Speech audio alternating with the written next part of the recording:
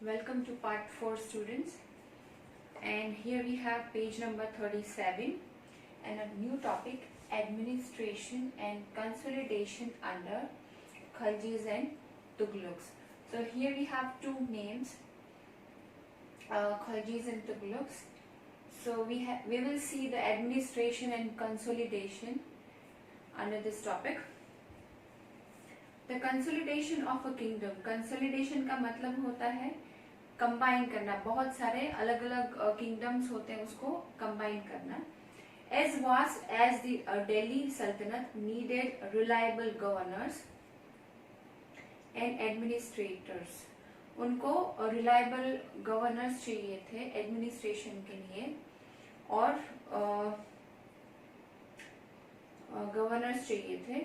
Rather than appointing aristocrats and landed chieftains as governors, अब उनको higher class के जो लोग थे उनको अपॉइंट करने के बदले या तो सरदार चिफ्टन्स यानी सरदार को एज अ गवर्नर अपॉइंट करने के बदले the early Delhi sultan specially Iltutmish Delhi sultan जो थे और उसमें भी कौन से Iltutmish favoured their special slaves, उन्होंने अपने स्लेव्स को चुना rather than appointing higher class और दी चिफ्टन्स यानी सरदार को गवर्नर के रूप में अपॉइंट करने के बदले उन्होंने अपने स्लेव्स को चुना.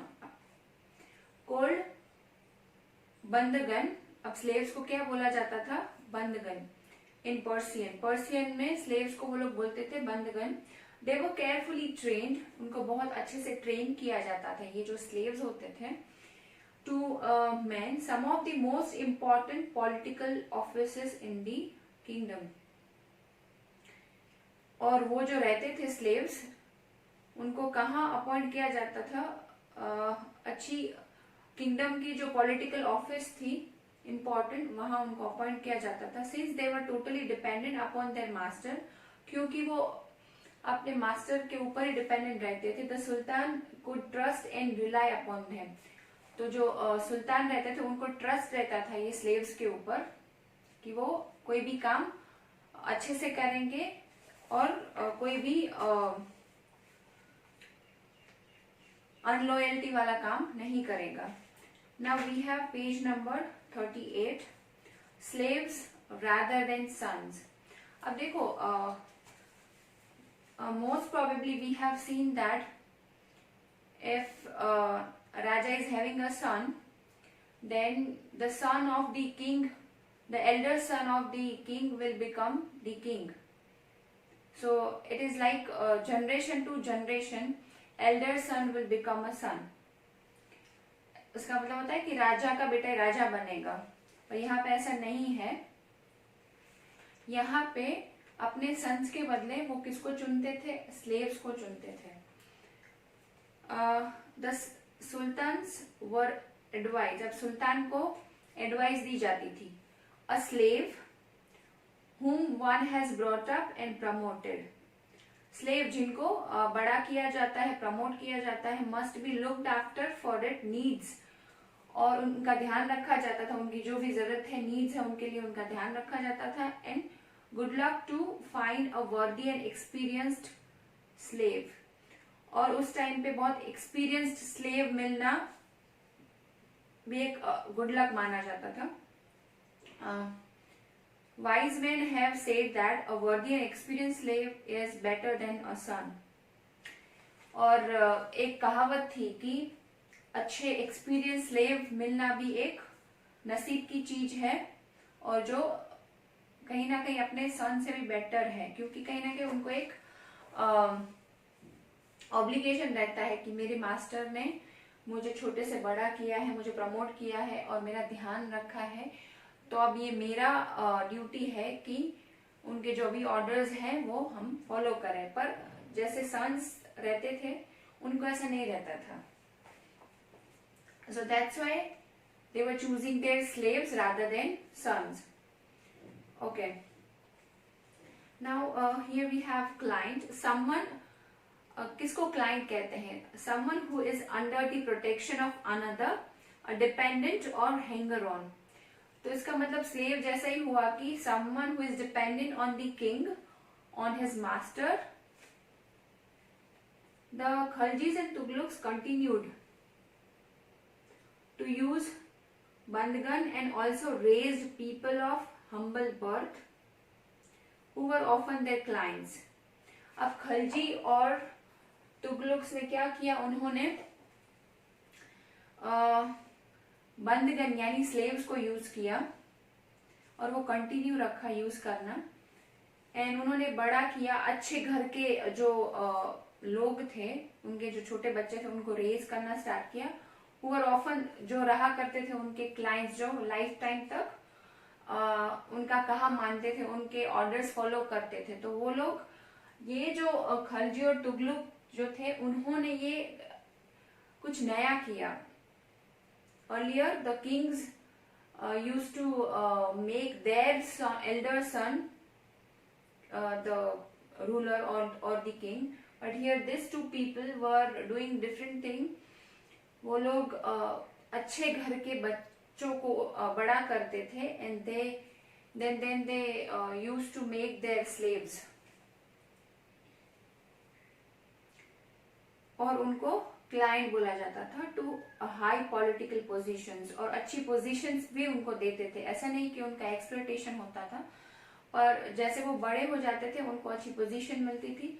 दे were appointed as generals and governors. However, this also introduced an element of political instability। कहीं ना कहीं ये चीज ये भी दिखाती है कि पॉलिटिकल इंस्टेबिलिटी भी थी तब के उस टाइम पे। Slaves and clients were loyal to their masters and patrons। अब ये जो स्लेव थे, क्लाइंट थे, वो लॉयल थे अपने मास्टर्स और पैट्रन्स के।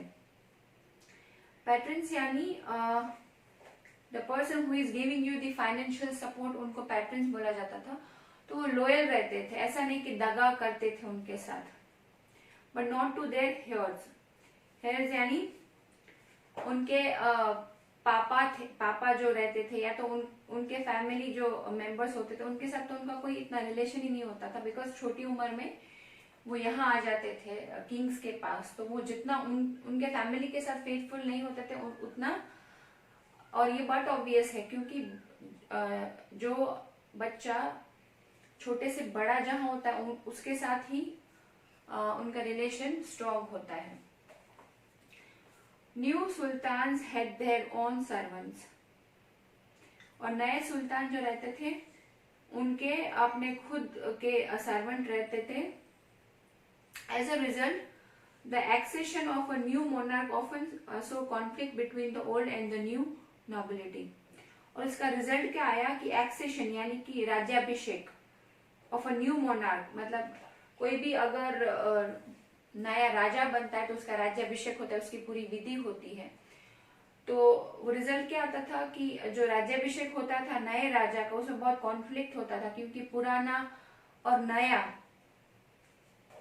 जो रहता था उसमें बहुत कॉन्फ्लिक्ट, पुराना राजा और नया राजा उसमें बहुत कॉन्फ्लिक्ट होता था। The patronage of these humble people by the Delhi Sultans also shocked many elites। अब पैट्रोनेज का मतलब होता है कि जो सपोर्ट देता था ये हम्बल लोगों को बाय द दिल्ली सुल्तान्स, मतलब दिल्ली सुल्तान जो थे वो सपोर्ट करते थे ये हम्बल लोगों को। ऑल्सो शॉक्ड मेनी एलिट्स, मतलब बहुत एलिट्स यानी कि एक ऐसा क्लास जो मतलब हायर क्लास है सोसाइटी का, ऐसे क्लास को भी बहुत शॉक क्रिएट करता था। And the authors of Persian Tawarikh criticized the Delhi Sultans for appointing the low and base born to high offices। Authors रहते थे पर्शियन, वो भी उन्होंने भी बहुत क्रिटिसाइज किया किसको, द दिल्ली सुल्तान्स, दिल्ली सुल्तान को बहुत क्रिटिसाइज किया, क्योंकि वो किसको अपॉइंट कर रहे थे, they were for appointing the low and base born, क्योंकि जो हायर पोजीशंस रहती थी उसमें ये स्लेव्स को वो लोग प्रमोट करते थे, इसलिए सोसाइटी का अच्छा हायर क्लास भी उनसे डिसअपॉइंट था और कहीं ना कहीं ये पर्सियन तवारीख ऑथर्स भी उनसे डिसअपॉइंटेड थे और उनको क्रिटिसाइज करते थे. Next we have officials of sultan Muhammad Tughlaq. Sultan Muhammad Tughlaq appointed Aziz Khummar. उन्होंने किस किस को अपॉइंट किया उसके नाम यहाँ पे लिखे हुए हैं. Aziz Khummar a wine distiller, Firuz Hajjam a barber. मतलब यहाँ पे एक एक पर्सन का नाम है और उसका काम लिखा हुआ है. मानका तबक अ कुक, वो एक कुक था. 2 गार्डनर्स लधा एंड पीरा. 2 high administrative post. जियोदीन Bernie a mid 14th century chronicler reported their appointments as a sign of the sultan's loss of political judgment and his incapacity to rule. अब यहाँ पे क्या है, जियाउद्दीन बरानी, वो मिड 14th century क्रॉनिकलर, वो mid 14th century के Chronicle थे. उन्होंने क्या रिपोर्ट किया कि उनके जो अपॉइंटमेंट्स हुई, ये ऊपर वाले जो नाम है बार्बर के, कुक के, गार्डनर के, उनकी जो अपॉइंटमेंट्स हुई वो कैसे हुई? As a sign of the sultans loss of political judgement and his incapacity to rule. तो ये सब चीजें ये दिखा रहे कि कहीं ना कहीं they were not knowing how to rule properly, और उनका जो लॉस हुआ उनकी वजह से ये दिखा रहे हैं. Okay, now we have page number 39. Like the earlier sultans, the Khalji and Tughlaq monarchs appointed military commanders. उन्होंने क्या किया? खलजी और तुगलक ने मिलिट्री कमांडर्स अपॉइंट किए as governors of territories of varying sizes. As governors military के commander को appoint किया. These lands were called iqta, और जो लैंड कि वो गवर्नर बने उनको बोला जाता था iqta. And their holder was called iqtadar, और उनके जो होल्डर थे उनको बोला जाता था इक्तदर और muqti. The duty of the muqtis was, अब ड्यूटी क्या रहता था ये मुफ्तीज का? To lead military campaigns. Military के जो कैंपेन्स रहते थे उनको लीड करना. एंड मेंटेन लॉ, और जो भी रूल्स बनते थे उनको मेंटेन करना. एंड ऑर्डर इन देयर इक्तास, और उनकी जो लैंड थी, उनका जो एरिया था, वहां पे जो लॉ थे और ऑर्डर थे उनको मेंटेन करना और मिलिट्री कैंपेन्स को लीड करना, ये उनका ड्यूटी रहता था. In exchange for their military services the muqtis collected the revenue of their assignments. उन्होंने क्या किया? कलेक्ट किया, रेवेन्यू भी कलेक्ट किया of their assignments as salary. They also paid their soldiers from this revenues. उन्होंने अपने सोल्जर्स को भी ये रेवेन्यू में से पे किया. They also they